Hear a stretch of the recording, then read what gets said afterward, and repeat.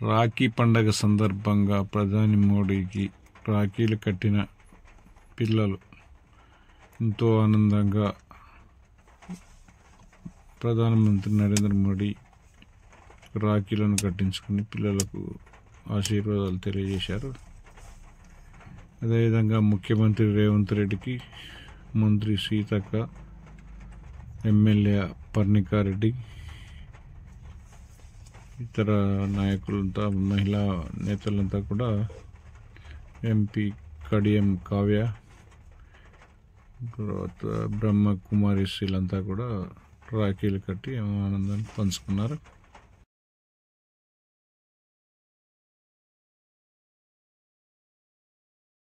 Deputy CM బట్టి విక్రమార్కకు సోదరిమణులు రాఖీ కట్టి పంచుకున్నారు. అదేవిధంగా మంత్రి ఉత్తమ్ కుమార్ రెడ్డికి కూడా వారి సోదరి రాఖీ కట్టి ఆశీర్వాదాలు పొందింది.